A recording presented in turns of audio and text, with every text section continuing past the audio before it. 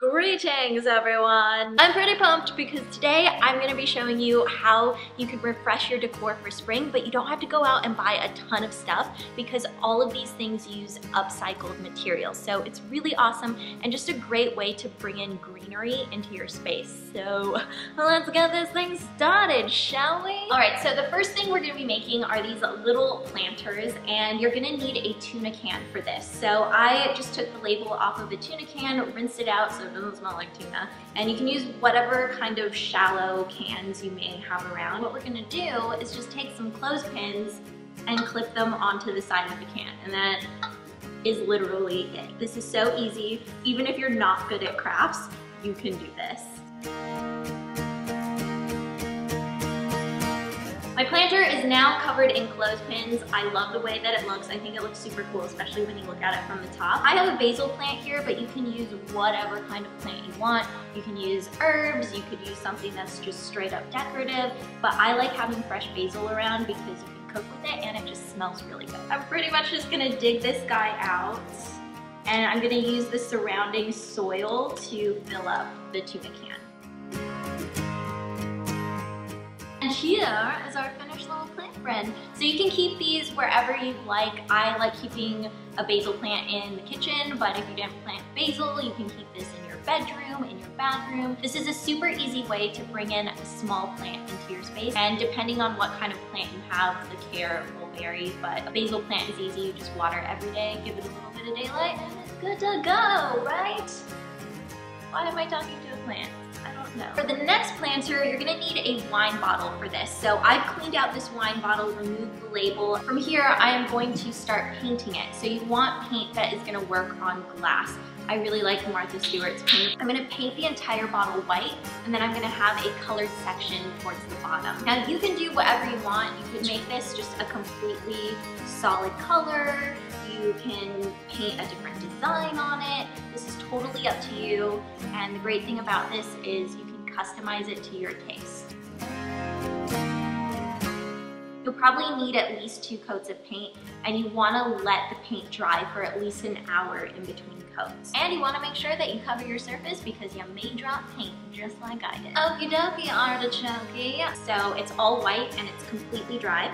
So now to paint this bottom section, I'm going to want to tape off the area so I don't get paint on any of the white part that I don't want colored paint on. Once it's all taped off, then it's just about selecting whatever color you want to use. So I have a pretty yellow here.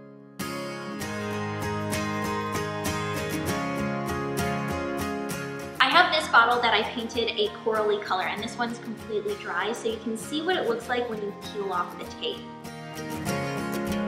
So now it's just time to fill these guys up with some flowers. And you want to make sure you're going with longer stemmed plants or flowers because the wine bottles are tall, and you want to make sure that they'll be able to stick out and not just get squished in the bottle. For this guy over here, I'm loving these yellow flowers. So I'm going to put one in here. And then let's get some stuff to just spice it up. So I think that is gonna be it for these guys. You can see that this is so easy to do. They're so pretty, and they're just a really great way to add color into your space, and also beautiful flowers. All right, so for this one, you're gonna wanna make sure that you save your corks from your wine bottles because we're gonna be upcycling the entire wine bottle, including the little corks. So I have a cork here, it's dried, it's clean, and I'm just gonna take a steak knife that I actually have just set aside to use for crafts, and I'm going to start hollowing out the center of the cork. So this can be a little bit tricky at first. You kind of just have to find your groove and your rhythm that works for you. Once you kind of get it started, it becomes a lot easier.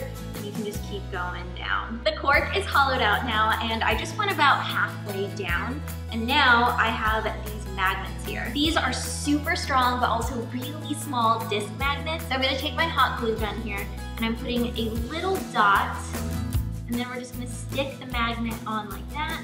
I have this little cup that's filled with some succulents that I just trimmed off of some larger succulents. I'm just gonna take this dirt and spoon it into the cork. And you're really not gonna need that much. You will see that very quickly. It fills up with just a little bit of dirt. And then you just stick your little guy in like that. From here, you can stick these on any metal surface. I love putting these on my fridge because they're just really different and unique. And also a little conversation piece too, because people aren't expecting to see little succulents and plants on your fridge, but it's cool. And you also got to upcycle the cork. So that is it, my friends. As you can see, these were super easy and also super cute. So if you make these yourself, I want to see your photos on Twitter and Instagram. So please send them to me because it will make me so, so happy. That's it for today, folks. And this is where it gets real weird in the outro. But if you want to watch my last video, you can. And if you don't, then peace out.